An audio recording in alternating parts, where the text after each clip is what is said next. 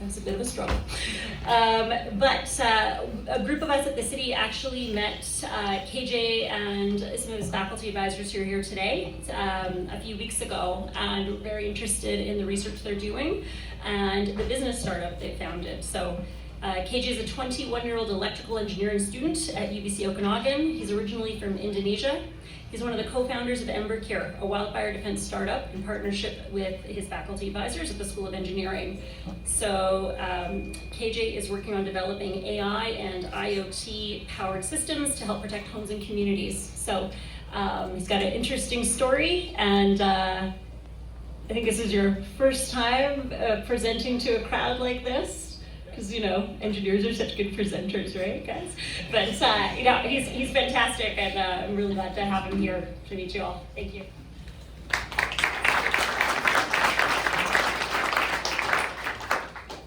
Yeah, thank you, Nola, for this opportunity. I'm a bit nervous, as I'm not used to presenting to such large audiences, but I'll try my best. You sound great. Thank you.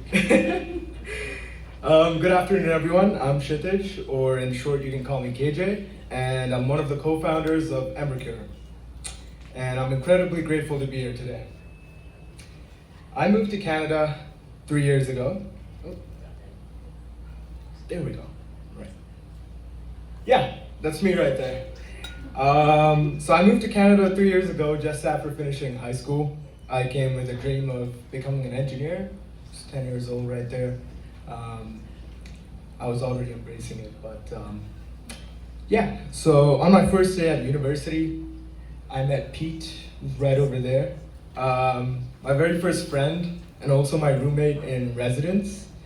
In 2023, something happened that changed everything for me.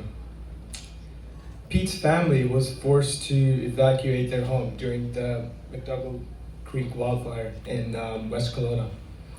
There was a real risk that they would lose everything.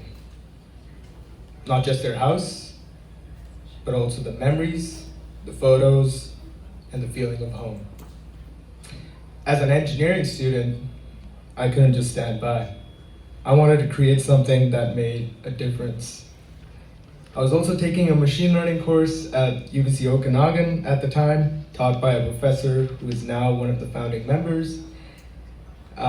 Together we started asking the question, what if technology could solve this problem?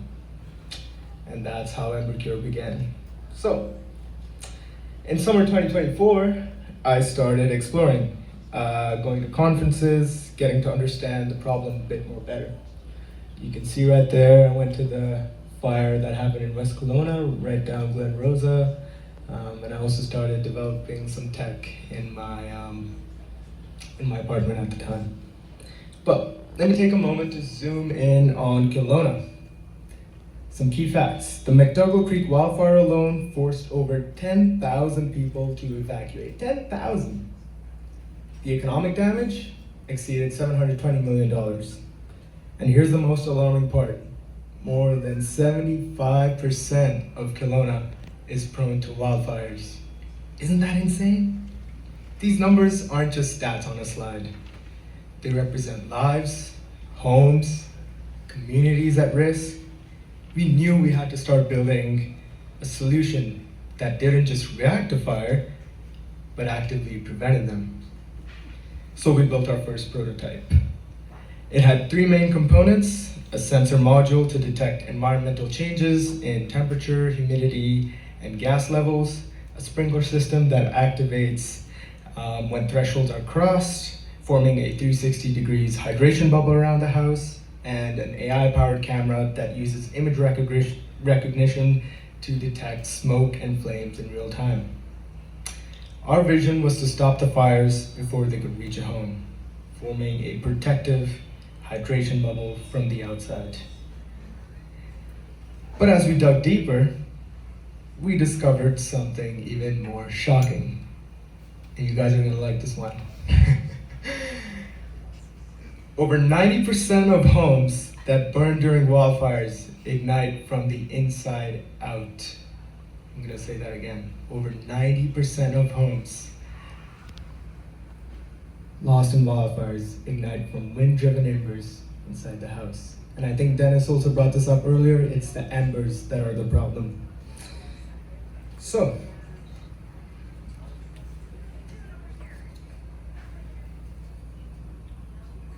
when we think about wildfires, we generally envision huge walls of flames engulfing homes.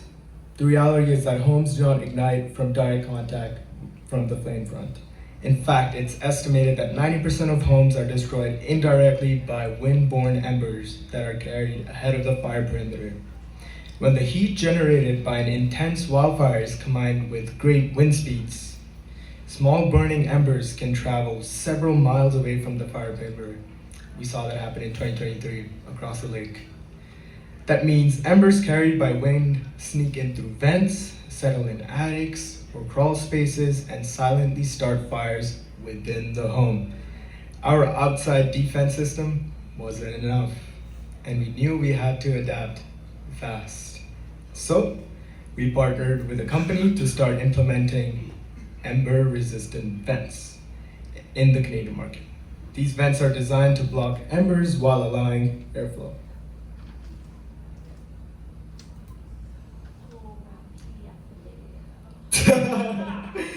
Okay, it's all good.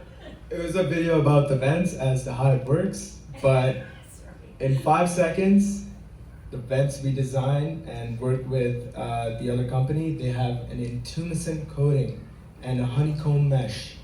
In short, the coating expands at high temperatures, which blocks embers from flying in. So, fortunately no video for you guys here, but we'll move on. But what we offer is now a complete wildfire defense system. Early fire detection through sensors and AI cameras, automated sprinkler activation, real-time dashboard alerts, and CSA certified ember resistant vents to protect from the inside out.